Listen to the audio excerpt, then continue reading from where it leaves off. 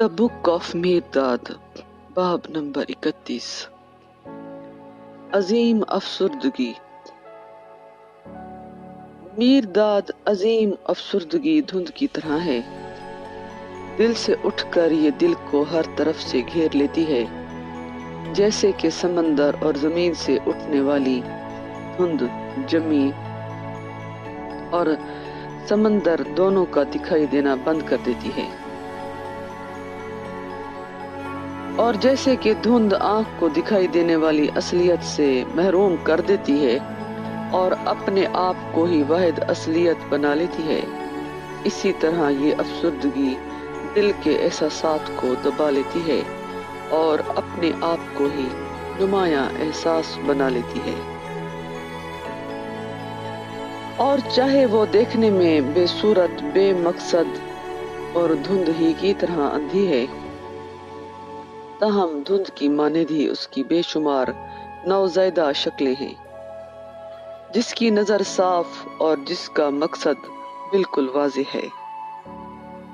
عظیم افسردگی بخار کی طرح بھی ہے، جس طرح جسم میں ڈھکا ہوا بخار جسم کے زہروں کو جلاتا ہوا اس کی قوت کو بھی خشک کر دیتا ہے، اسی طرح یہ افسردگی دل میں کشمکش سے پیدا ہو کر اس کی کثافت اور ہر فاضل چیز کو ختم کرنے کے ساتھ دل کو بھی ناتواں کر دیتی ہے۔ یہ عظیم افسردگی کسی چور کی مانند ہے، جسے چھپ کر گھر میں داخل ہوا چور وہ اپنے شکار کا کچھ بوجھ ہلکا کرتا ہے، مگر اس کی دکھی اور زچ کر کے چھوڑ جاتا ہے، اسی طرح یہ افسردگی چوری سے دل کے سہارے بوجھ تو اٹھا لیتی ہے، مگر اس کو بے حد مغموم اور بوجھوں کی کمی کے زیر بار کر کے چھوڑ جاتی ہے۔ وہ ساحل بہت کشادہ اور سرسبز ہے، جہاں مرد و زن اپنے ناپائیدار دن ناچ گاتے، مشقت کرتے اور روتے ہوئے گزار دیتے ہیں، مگر وہ آگ اور دھوئیں کے غبار چھوڑتا ہوا سانڈ نہایت خوفناک ہے، جو ان کے پروں کو باندھ دیتا ہے، ان کے گھٹنے لگوا دیتا ہے، ان کے نغموں کو واپس ان کے ہی گلوں میں ٹھونس دیتا ہے، اور ان کی سوجی ہوئی آنکھوں کی پلکوں کو ان کے ہی آنسوؤں سے چپکا دیتا ہے۔ وہ جو دریا جو ان کو دوسرے کنارے سے الگ کرتا ہے بہت گہرا اور وسیع ہے، نہ تو وہ تیر کر ہی اس کو عبور کر سکتے ہیں، نہ ہی چپوں یا بادبانوں کے ذریعے کشتی چلا کر۔ بہت ہی کم لوگ سوچ سمجھ کر اس پر تصور کا پل بنانے کی کوشش کرتے ہیں، بلکہ تقریباً سب ہی اپنے اپنے کنارے سے بندھے رہنے کی آرزو مند رہتے ہیں، اور وہیں ہر کوئی وقت کا اپنا پسندیدہ پہیہ عظیم افسردہ شخص کے پاس گھمانے کے لیے اپنا کوئی دل پسند پہیہ نہیں ہوتا۔ تناؤ سے بھرپور اور وقت کی کمی کی ماری ہوئی دنیا میں ایک وہی مصروفیات اور جلد بازی سے آزاد ہے۔ انسانی ذات کی خوش لباسی بول چال طور طریقے میں وہ اپنے آپ کو بے لباس، ہکلاتا ہوا اور غیر موزوں محسوس کرتا ہے۔ وہ ہنسنے والوں کے ساتھ ہنس نہیں سکتا، نہ رونے والوں کے ساتھ رو ہی سکتا ہے۔ انسان کھاتے اور پیتے ہیں اور خورد و نوش کا مزہ بھی لیتے ہیں، مگر اس کا کھانا بے مزہ ہوتا ہے، اس کی پی ہوئی چیزیں زبان کو کوئی لذت نہیں دیتی۔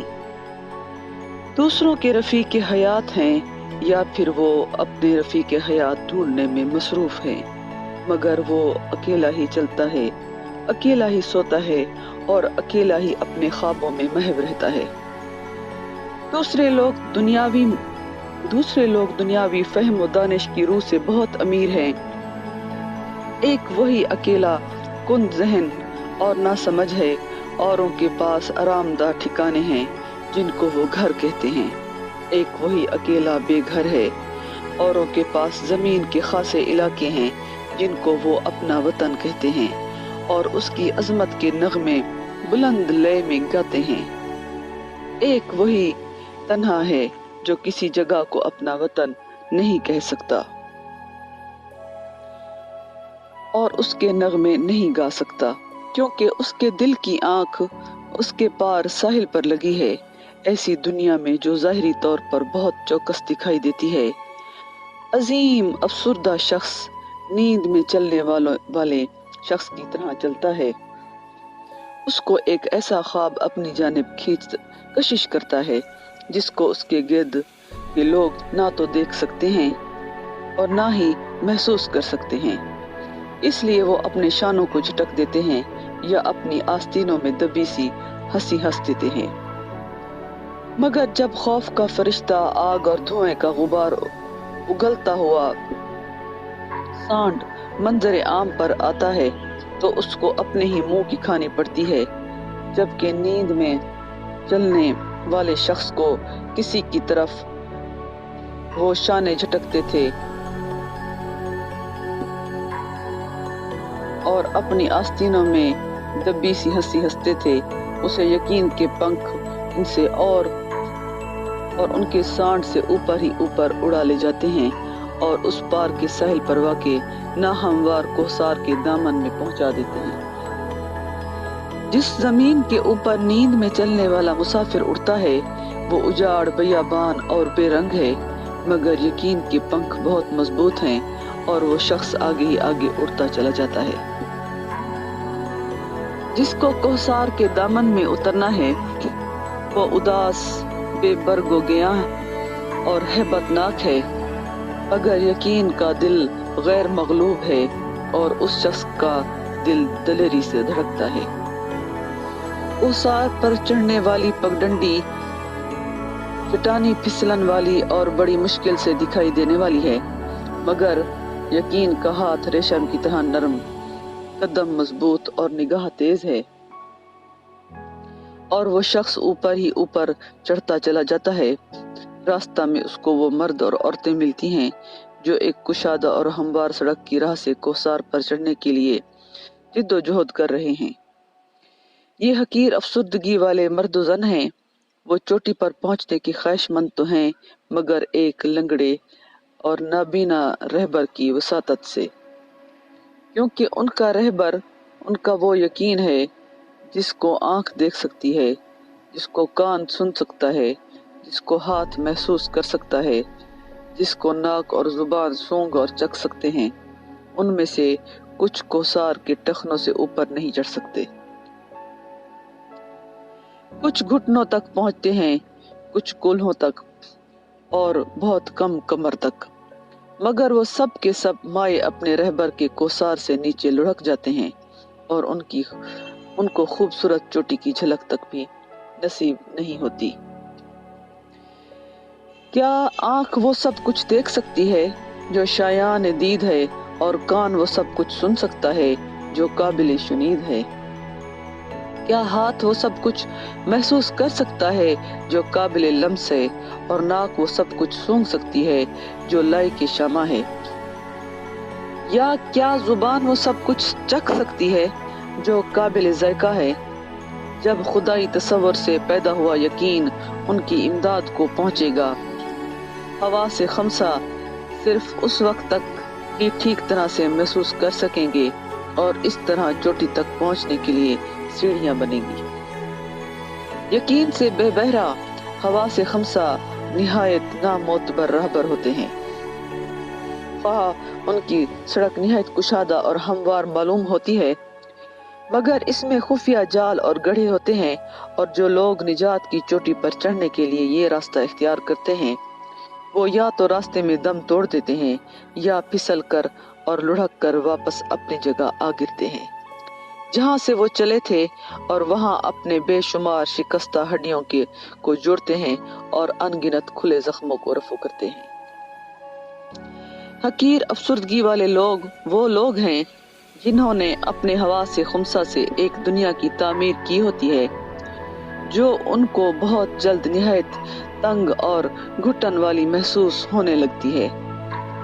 اور اس لیے وہ بڑے اور ہوادار گھر کے لیے بے قرار رہنے لگتے ہیں، مگر وہ نیا سامان اور نیا معمر کاریگر ڈھونڈنے کی بجائے پرانے سامان کو سمیٹ کر یکجا کر لیتے ہیں، اور سب کا معماری کو ہوا سے خمسہ سے طلب کر کے فرماتے ہیں کہ ہمارے لیے دوسرا کھلا مکان تعمیر کر دو۔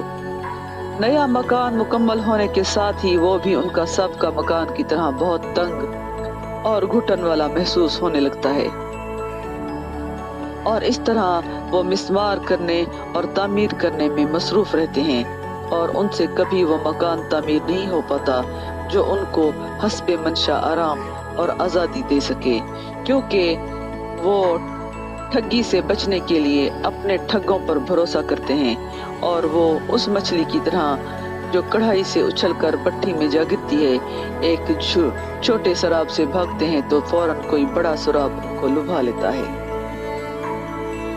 عظیم افسردگی اور حقیر افسردگی والے لوگوں کے درمیان ایسے خرگوش انسانوں کے بہت بڑے جھنڈ ہیں جن کو کبھی اداسی کا احساس تک نہیں ہوتا۔ وہ اسی میں مطمئن رہتے ہیں کہ اپنی بل کھود لی، اسی میں زندگی بسر کی، بچے پیدا کیے اور اسی میں مر گئے۔ ان کو اپنی بلیں نہایت شاندار، کشادہ اور گرم محسوس ہوتی ہیں، اور وہ ان کو کسی عالی شان شاہی محل سے بدلنے کے لیے کبھی تیار نہیں ہوتے۔ وہ سب نیند میں چلنے والوں کا مذاق اڑاتے ہیں، خاص کر ان کا جو اس پگڈنڈی پر چل نکلتے ہیں جس پر کوئی نقش قدم خال خال ہی ملتا ہے، اور وہ بھی آنکھوں کا خون خشک کر کے۔ اپنے ساتھی انسانوں میں عظیم افسردگی والے شخص کی کیفیت کچھ اس طرح کی ہوتی ہے جیسے گھر کی مرغی کا انڈے میں نکلا گیا اور مرغی کے چوزوں کے ہمراہ ٹاپے میں پروان چڑھا عقاب کا بچہ۔ اس کے بھائی چوزے اور ماں مرغی چاہتے ہیں کہ وہ بچہ عقاب انہی کی طرح ہو، وہی فطرت، وہی عادات، وہی طرز زندگی اختیار کرے، جبکہ وہ چاہتا ہے کہ یہ اس کی طرح کھلی ہواؤں اور لامحدود آسمانوں کے خواب لینے والے ہوں۔ وہ جلد ہی اپنے آپ کو اجنبی اور اچھوت کے طور پر پاتا ہے، اور وہ چوزے مائے اپنی ماں کے سبھی اس کو چونچے مارتے ہیں، مگر اس کو اپنے خون میں بلند چوٹی کا گلاوا اور زور سے سنائی دیتا ہے۔ ڈرپے کی سڑاند اس کی ناک میں کھٹکتی ہے، جب تک اس کے پر پوری طرح نکل نہیں آتے وہ یہ سب کچھ چپ چاپ برداشت کر لیتا ہے، اور پھر ہوا پر سوار ہو جاتا ہے اور اپنے سب کا بھائیوں اور ان کی ماں پر محبت آمیز الوداعی نظر ڈالتا ہے، جبکہ وہ مزید دانے اور کیڑے ڈھونڈنے کے لیے زمین کو کھودتے ہیں اور ساتھ ہی ساتھ مستی میں آ کر کڑکڑاتے جاتے ہیں۔ خوش ہو مکایون کہ تیرا خواب کسی پیغمبر کا خواب ہے، عظیم افسردگی نے تیری دنیا کو بہت چھوٹا کر دیا ہے، اور تو اس دنیا میں ایک اجنبی ہو کر رہ گیا ہے۔ اس اداسی نے تیرے تصور کو حواس کی جابرانہ گرفت سے چھڑا دیا ہے، اور تصور تیرے لیے یقین کا نذرانہ لے کر آیا ہے۔ تجھے متعفن اور ناک میں دم کرنے والی دنیا سے اوپر اٹھائے گا، اور تجھے ویران خلاؤں سے ناہموار کوثار پر پہنچا دے گا، جہاں لازماً ہر یقین کو پرکھا جاتا ہے اور اس میں سے شبہ کا آخری شمع تک صاف کیا جاتا ہے۔ اس طرح پاک شدہ اور فتح یاب یقین ابدی سرسبز چوٹی کی حدود پر پہنچنے تک تیری رہنمائی کرے گا، اور عرفان کے ہاتھوں میں سپرد کرے گا۔ اپنا کام انجام دے کر یقین سبکدوش ہو جائے گا۔ عرفان تیرے قدموں کو چوٹی کی لا بیان کھلی فضا کا راستہ دکھائے گا، جو خدا اور خود پر فتح یاب انسان کا حقیقی لامحدود اور ہر لحاظ سے مکمل مسکن ہے۔ میکایون، تو امتحان میں پورا اترنا، تم سب پورے اترنا۔ اس چوٹی پر ایک لمحے کے لیے کھڑے ہونے کے لیے ہر طرح کا درد برداشت کرنا حق بجانب ہے، مگر اس چوٹی پر ہمیشہ کے لیے رہنا ابدیت کی قیمت چکانا ہے۔ ہمبال، کیا اب تو ہمیں ایک نظر کے لیے، خواہ اس کی مدت کتنی بھی کم ہو، اپنی چوٹی پر اٹھا کر نہیں لے جائے گا؟ میرداد، اطاولہ مت بن۔ میرداد، اتاولا مت بن، ہمبال اور اپنے وقت کا انتظار کر۔ جہاں میں آرام سے سانس لیتا ہوں وہاں تجھے دم کشی ہوتی ہے، جہاں میں سبک بار چلتا ہوں وہاں تو ہانپتا ٹھوکر کھاتا ہے۔ تو اپنے یقین میں ثابت قدم رہے، اور یقین یہ بڑا کام کر دکھائے گا۔ یہ تعلیم میں نے نوح کو دی تھی، یہی تعلیم میں تمہیں دیتا ہوں۔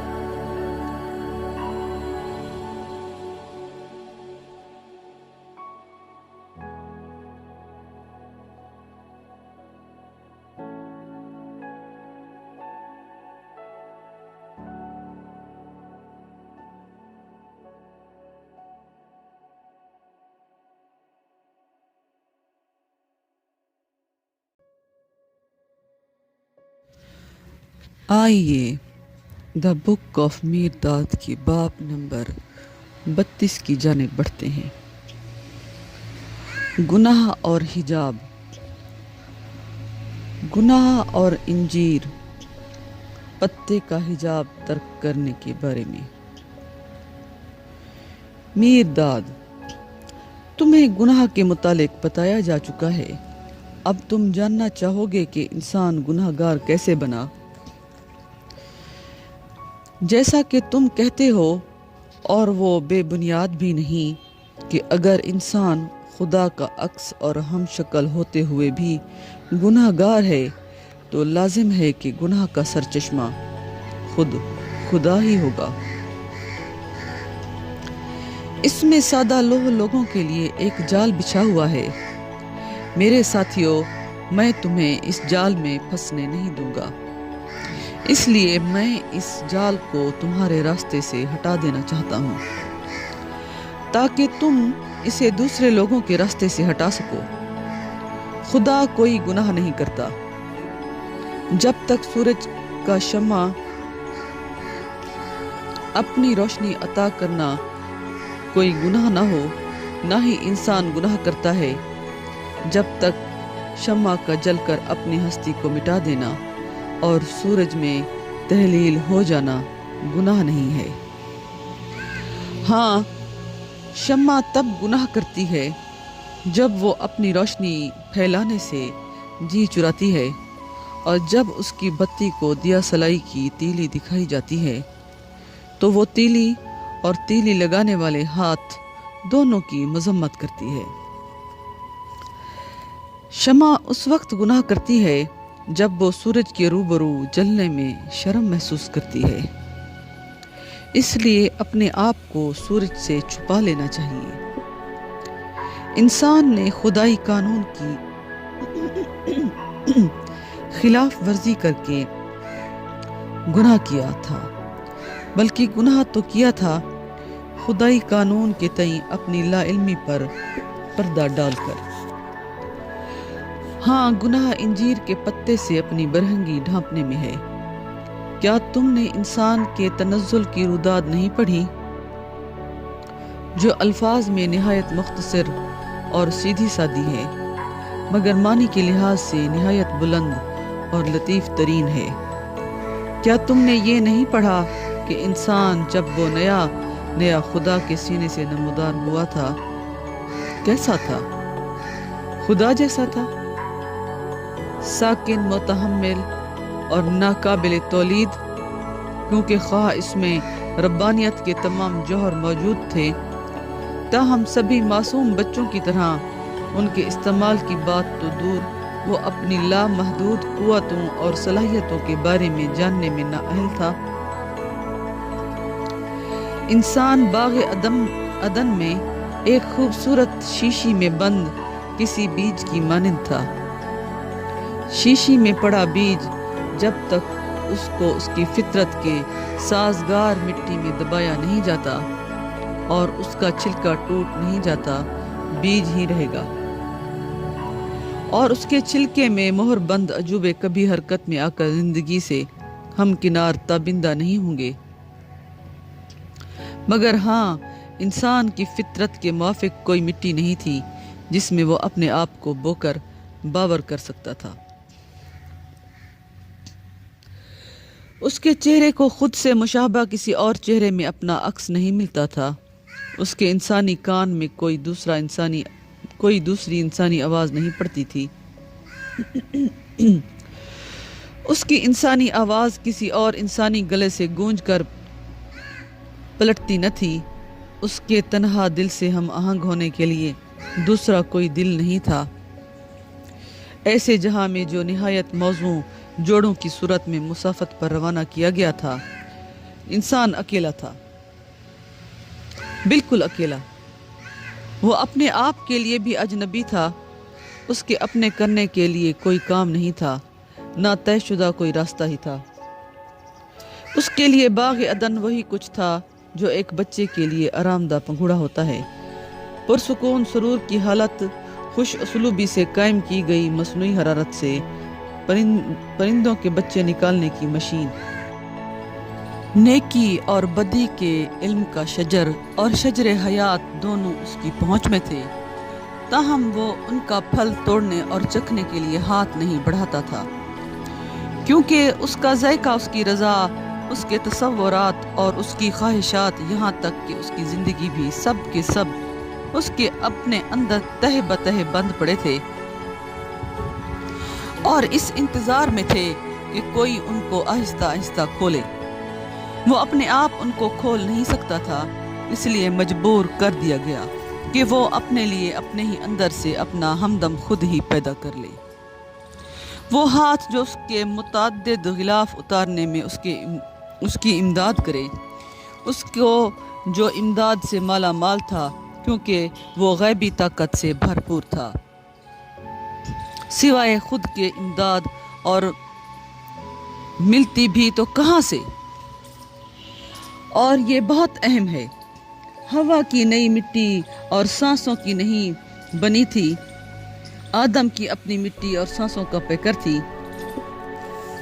ہوا کسی نئی مٹی اور سانسوں کی نہیں بنی تھی، بلکہ آدم کی اپنی مٹی اور سانسوں کا پیکر تھی۔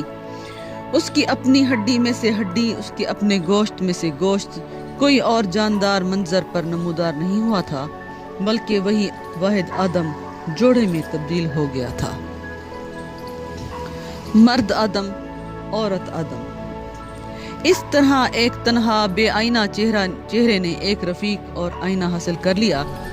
وہ نام جو کسی انسانی آواز میں گونجتا نہ تھا، عدن کی گلیوں میں اوپر نیچے ایک میٹھی تان بن کر باز گشت دینے لگا، اور وہ دل جس کی افسردہ دھڑکنیں ایک ویران سینے میں دفن تھیں، ایک ہم نفس سینے میں، ایک ہمدم دل میں اپنی نبض محسوس کرنے اور اپنی دھڑکنیں سننے لگا۔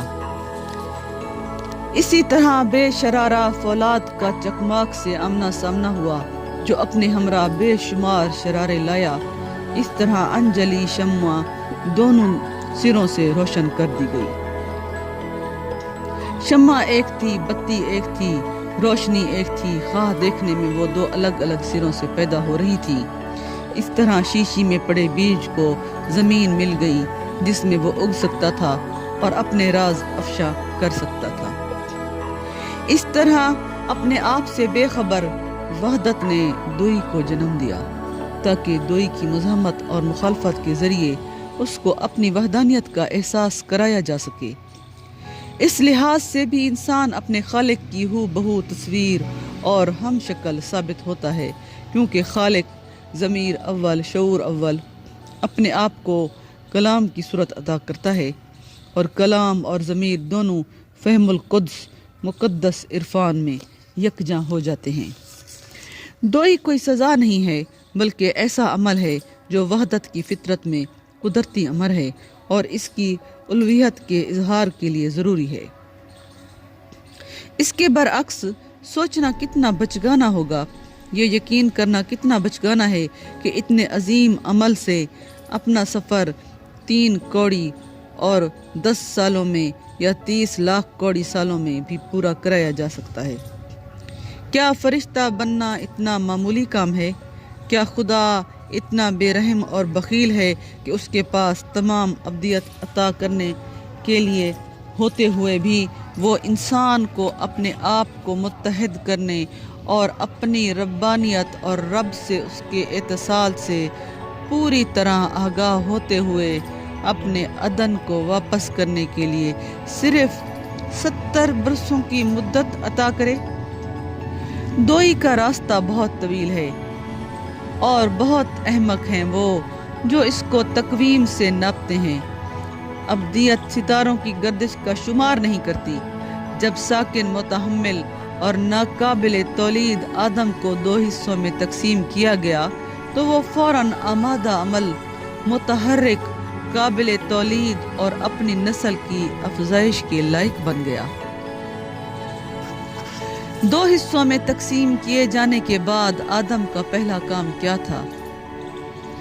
یہ تھا نیکی اور بدی کے علم کا پھل کھانا اور اس طرح اپنی تمام دنیا کو اپنی ہی طرح 2 صورتوں میں بنا لینا۔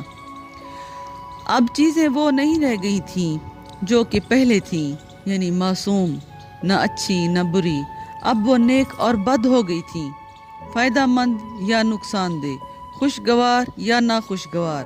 جبکہ پہلے وہ ایک تھیں، اب 2 فریقوں میں بٹ گئیں۔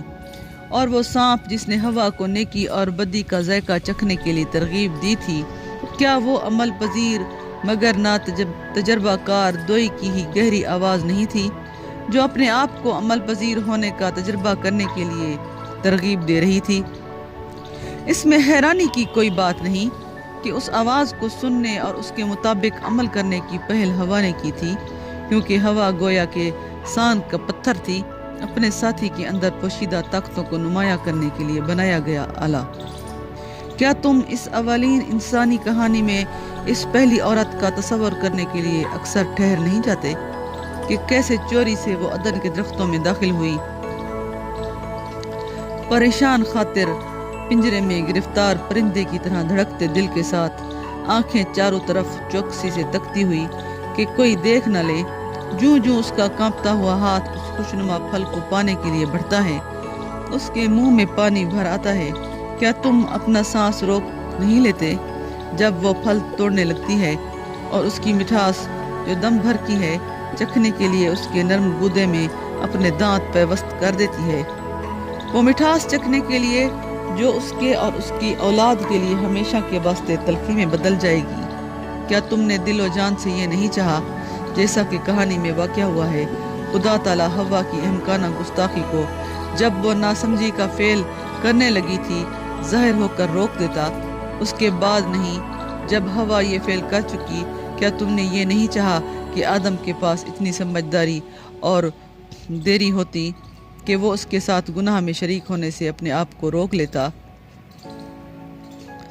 تاہم نہ خدا نے مداخلت کی نہ آدم ہی باز آیا، کیونکہ خدا یہ نہیں چاہتا تھا کہ اس کا ہم شکل اس سے مختلف ہو۔ یہ اس کی رضا اور مصلحت تھی کہ انسان اپنی رضا اور منصوبہ ظاہر کرے اور خود کو عرفان کے ذریعے احدیت کی صورت تک رسائی کے لیے دوئی کا طویل راستہ طے کرے۔ جہاں تک آدم کا تعلق ہے، وہ چاہتے ہوئے بھی اپنی رفیقہ کا پیش کیا گیا پھل کھانے سے گریز نہیں کر سکتا۔ پھل کھانا اس کے لیے لازمی تھا کیونکہ وہ دونوں یک قالب تھے اور ان میں سے ہر ایک دوسرے کے اعمال کے لیے جواب دہ تھا۔ کیا خدا انسان کے نیکی اور بدی کا پھل کھانے پر بہت برہم اور ناراض ہوا تھا؟ خدا نہ کرے کہ ایسا ہوا ہو، کیونکہ خدا جانتا تھا کہ انسان کو پھل کھانا ہی پڑے گا اور یہ اس کی اپنی خواہش تھی کہ انسان اس کو کھائے۔ لیکن وہ یہ بھی چاہتا تھا انسان کو اس سے قبل علم ہو کہ اس کے کھانے کا نتیجہ کیا ہوگا اور اس میں اس نتیجے کا سامنا کرنے کی قوت ہو، اور وہ قوت انسان میں تھی۔ چنانچہ اس نے وہ پھل کھایا اور اس نے اس کا انجام کا سامنا کیا، اور وہ انجام تھا موت۔ باب نمبر 32 کو ابھی یہیں پر روک رہے ہیں، سلسلہ کلام کو آگے بڑھاتے ہیں۔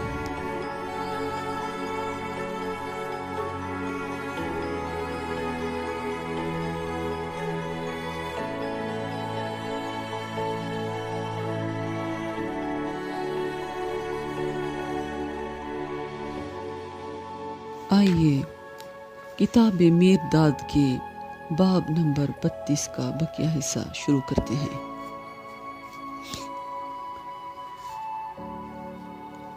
چنانچہ انسان نے وہ پھل کھایا اور اس نے اس کے انجام کا سامنا کیا، اور وہ انجام تھا موت، کیونکہ انسان خدا کی رضا کے ذریعے عملی صورت میں دوئی کا مرتکب ہوئے عمل احدیت کے لیے فوراً مر گیا تھا۔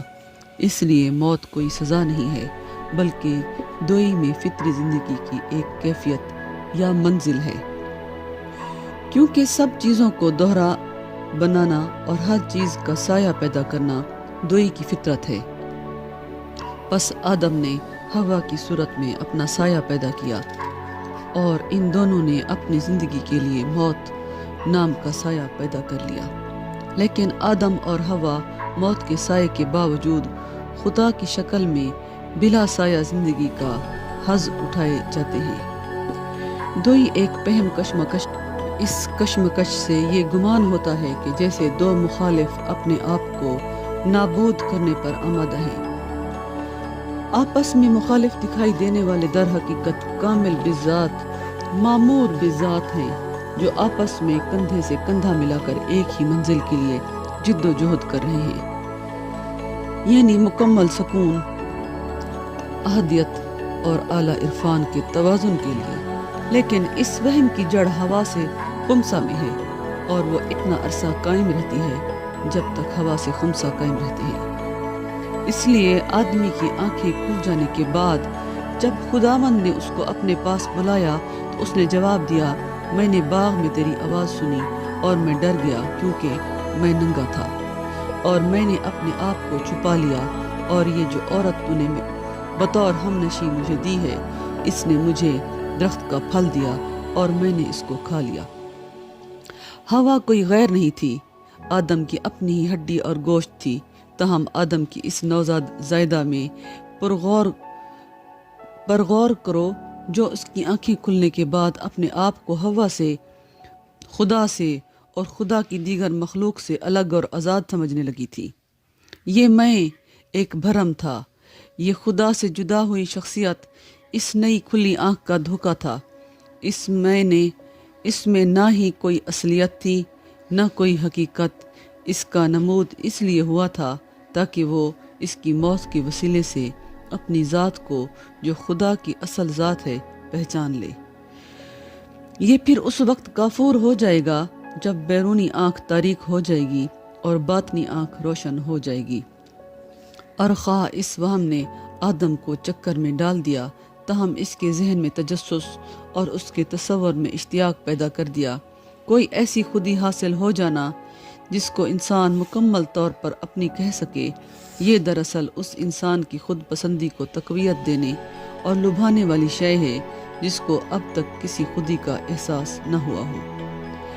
اور آدم اپنی پرفریب خودی کی پھیلاہٹ اور بہلاوے میں آ گیا، اور خواہ وہ اس سے شرمندہ تھا کیونکہ یہ نہایت بے حقیقت اور اوہیاں تھی، پھر بھی وہ اسے ترک کرنے کو تیار نہ تھا، بلکہ وہ تو اپنے دل و جان سے اور اپنی تمام تر نئی پیدا ہوئی اختراع پسندی سے اس کے ساتھ منسلک تھا، اور اس نے انجیر کے پتوں کو سی کر اپنے لیے پردہ بنایا تاکہ اپنی ننگی کو ڈھانپ سکے، اور اس کی ہر شے کی آر پار دیکھنے والی خدا کی آنکھ سے دور اپنے واسطے ہی رکھے۔ بس عدن پرسرور معصومیت کی کیفیت خود سے بے خبر احدیت انجیر کے پتوں کا پردہ اڑے ہوئے دورے انسان کے ہاتھوں سے چھن گیا، اور اس کے اور شجر حیات کے درمیان شعلہ فشاں تلواریں حائل ہو گئیں۔ انسان نیکی اور بدی کے جڑواں دروازے کی راہ سے عدن سے باہر چلا آیا، اور وہ عرفان کے اکھرے دروازے کی راہ سے پھر سے اندر داخل ہوگا۔ وہ شجر حیات کی طرف پیٹھ کیے ہوئے اب باہر آیا، اور وہ اسی شجر کی طرف کی رخ کیے ہوئے دوبارہ اندر داخل ہوگا۔ جب وہ اپنے طویل اور دشوار سفر پر نکلا تھا تو وہ اپنی عریانی سے شرمندہ تھا۔ اس نے بڑی ہوشیاری سے اپنی شرم کو چھپا رکھا تھا۔ جب وہ اپنے دفتر کے اختتام پر پہنچے گا تو اس کی پاکیزگی حجاب سے آزاد ہوگی، اور اس کے دل کو اپنی عریانی پر ناز ہوگا، لیکن یہ تب تک نہیں ہوگا جب تک گناہ انسان کو گناہ سے آزاد نہ کر دے، کیونکہ گناہ آپ ہی اپنی تباہی کا سبب ہوگا، اور گناہ انجیر کے پتوں کے پردے کے سوائے اور کہاں ہے؟ ہاں، گناہ کچھ اور نہیں ہے بلکہ وہ دیوار ہے جو انسان نے اپنے اور خدا کے درمیان حائل کر لی ہے، اپنی چند روزہ خودی اور مستقل خودی کے مابین۔ ابتداً وہ دیوار مٹھی بھر انجیر کے پتے تھے، اب وہ مضبوط قلعہ کی فصیل بن گئے ہیں، کیونکہ جب سے انسان نے عدن کی معصومیت گنوا دی ہے، وہ زیادہ سے زیادہ پتے اکٹھے کرنے اور زیادہ سے زیادہ پردے سینے میں خوار اور پریشان ہے۔ کاہل لوگ اپنے پردوں کے سوراخوں پر اپنی محنت کشی ہمسایوں کے پھینکے گئے چیتھڑوں کے پیوند لگا کر مطمئن ہو جاتے ہیں، اور گناہ کی پوشاک پر لگایا گیا ہر ایک پیوند گناہ ہے، کیونکہ یہ اس شرم کو مستقل بنانے کا ذریعہ بنتا ہے جو خدا سے الگ ہونے کی وقت انسان نے پہلی بار اور نہایت شدت سے محسوس کی تھی۔ کیا انسان اپنی شرم سے چھٹکارا پانے کے لیے کچھ کر بھی رہا ہے؟